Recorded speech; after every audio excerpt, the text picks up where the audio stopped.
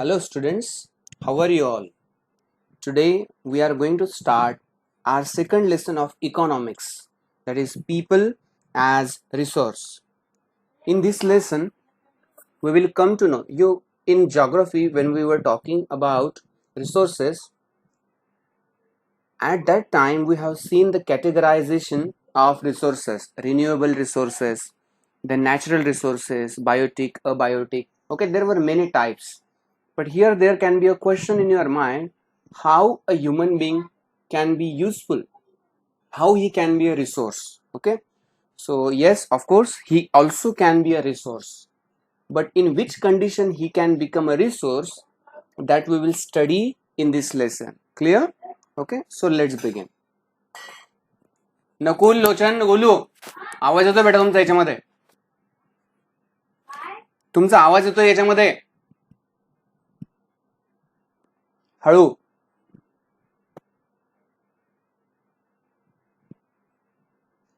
So when a human being become a resource, people who are part of the workforce are called human resource. Okay, means see, a resource can be a resource with because of human beings only, isn't it? Means, for example, petrol is a resource, but if human beings don't use them, we don't use it for our vehicles, then is it a resource? Not at all. Animals can't use petrol, they can't drink it. It is completely useless for the animals. So petrol becomes resource because of human beings, but at the same time human beings also a resource, because at the workforce, at because machineries are there, but who will handle that machinery? Okay, we have many services, but who will operate those services? Absolutely human beings. So the people, those who are as a workforce, they are called human resource. By contributing in productivity, the human resource plays a significant role in the economy of a country. Any other resource becomes useful only because of the input by the human resource. Okay, so investment in human capital yields a return like investment in other resources. Investment in human capital is done through education, training, and healthcare. A person with better education usually earns better than an uneducated person. Moreover, a healthy person is more productive. Okay, so all these things when come together, then a human being can be a resource. So to make a human as a resource, we have to invest in him. How to invest in human resource? You have to give him education, you have to give him proper nutrients, you have to give him proper training. If you give that, and if he becomes an educated person, then he will become resource. Okay. You might have heard about two words: asset and liability. Liability means it's a property, but we have to take care of it. Means, for example, you have your own plot, your own building, okay, where it is a investment, but we are not earning anything from it. It is just lying there. That is called liability. And what is a asset? Asset means it is a working property. Means, for example, you have your own factory. That is first property, and through that factory you are earning money. That's why it becomes asset also. Okay, so human being, if you want to make him asset, then you have to train him, you have to educate him, because you might have seen those who are educated, they are earning more money than uneducated person. Of course, it is not same everywhere. There are some exceptions for this, but in generalized idea you will come to know about it, that those who are uneducated, they are earning less than educated persons, because a person who works in IT company and a person who runs a vehicle, of course there is a big gap between the income of them, isn't it? And that the person who is working in IT, he doesn't have any kind of investment. Just because of his talent, because of his intelligence, he is working there and earning. Okay, so this is one thing. So by education, by proper training, you yourself can create your own world. Okay, but if you have the property which is ancestral, though you can be a rich person, but this property is not owned by you. It is just passed to you. It is not earned by you, isn't it? So we have to invest in human beings by education, by proper training and healthcare. Okay. So as you know, nowadays tertiary sector is growing a lot, and in tertiary sector it is completely operated by human resources. Okay. Educated parents understand. Now see, here we will compare two kinds of parents, educated and uneducated. Educated parents, they know very well what is the importance of education and training.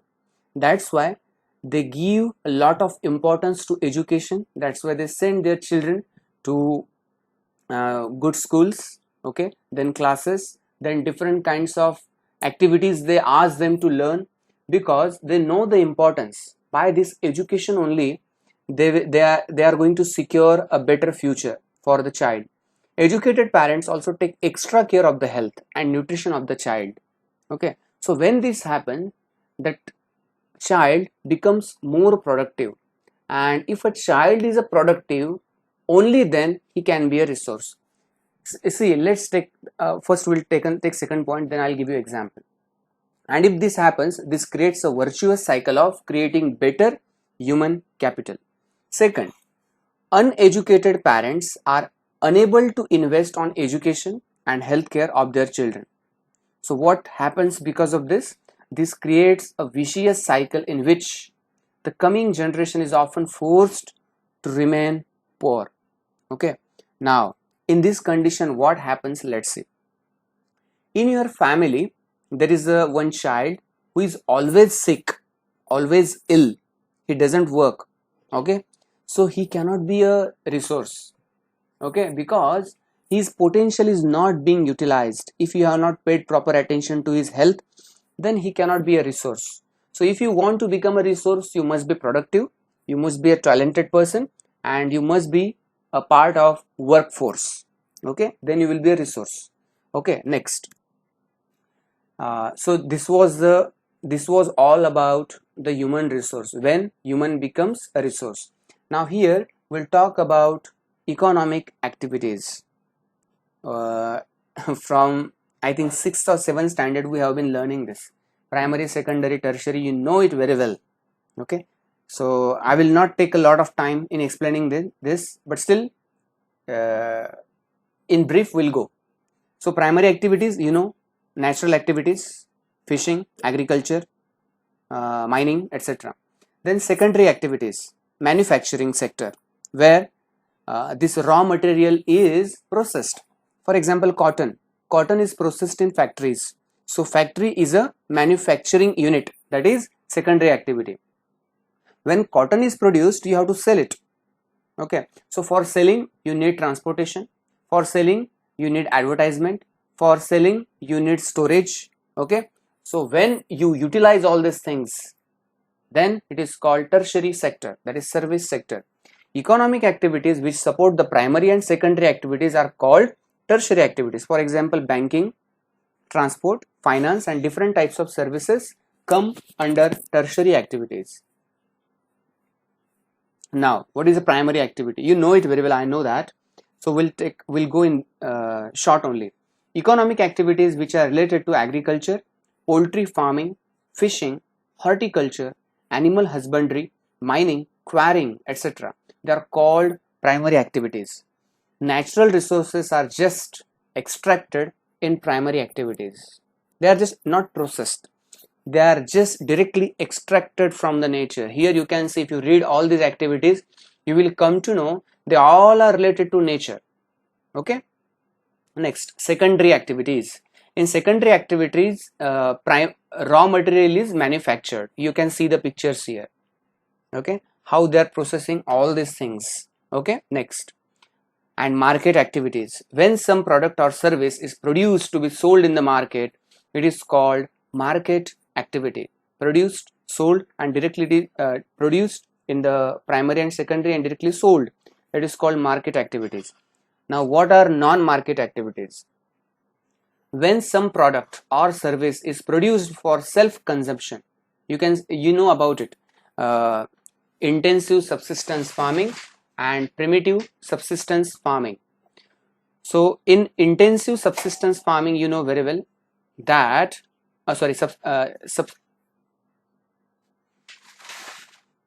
in subsistence farming, you know very well, farmers cultivate their land for just filling their belly. Okay, means whatever they produce, they use it at their home only. So that those are called non-market activities. When some product or service is produced for self-consumption, it is called non-market. If a farmer produces just enough to meet his family needs, then his activity is a non-market activity. So same like that, the work of a housewife is a non-market activity. Every woman, she does two roles. First role, she works at home. All the chores at home she has to do. Okay, cooking, cleaning utensils, then sweeping, all these things she has to do. But she is not getting any benefit from this. Okay, does she get money for that? No, not at all. So this is called, this is also work, this is also activity, this is also an activity, but here it is a non-market activity because she is working for the benefit of her family member. She is not getting any money for that. So non-market activities. And second role of women, when they work outside for earning money, okay, that is called market activity. Okay, now so this was about market activity, non-market activity. Then we talked about economic activities. Okay, and in first part we talked about how a human being can be a resource. Okay, now we'll talk about the quality of population. Definitely, when human becomes a resource, he comes into population as a unit. So how we can decide that human being is resource? So we'll, in terms of some criterion, we'll talk about this. Okay, so quality of population, literacy rate, health and skills determine the quality of a population. Illiterate and unhealthy population can be a liability for the economy. Earlier I have told you about liability. Okay, what is liability? Liability means we have to take care of them. They will not work, they will not be a part of workforce, they will not earn money. Okay, and they will not have a good productivity. So such kind of people, they are called liability for economy. But the people, those who are having good literacy rate, healthy and skills, they are asset for us. So literate and healthy population can be made into an asset for the economy. Literate and healthy population contribute towards GDP of economy. Okay, so these people work for economy. So first of all, when we are talking about the quality of population, what criterion we can use for classifying them? So first of all is an education, the most important factor if you want to make a human being as resource. Education enhances the literacy level and skill level of a person. It also helps in enriching the culture of a society. Presence of educated person in the society directly benefits the illiterate persons as well. Government has taken various steps to spread education among the people. Government strives to provide universal access to education. It also makes various plans to increase the retention of students. Special emphasis is given on girls' education. So, as you know very well, education is the most important factor. If you want to develop any country, you must provide education to that society, to that country. Okay, that's why, keeping this in mind, our government has taken many initiatives to enhance the quality of education in our country. For example, you know about Sarva Shiksha Abhiyan, then right to education, then midday meal. Okay, then special regulations for the education of the girls. Okay, so many schemes, we are going to study about it in our next slides. Okay, so here you might have understood that education is the most important factor to convert a liability into an asset. Okay, next, The plan outlay and education in the first plan. See, now here you can see what government has done to increase to enhance the quality of education. The plan outlay and education in the first plan was Rs 151 crore. Then it has increased to Rs 43,825 crore in 10th plan. Can you see the comparison? 151 crore was allotted for education in first plan. Now, as the education is drawing the attention of the government, how much they are investing in that? 43. You can see the gap, such a huge gap in that. The expenditure on education was 0.64% of GDP in 1950-51, and now you can see in 2002-3, 3.98%. How much it is increasing, just because of the importance of education.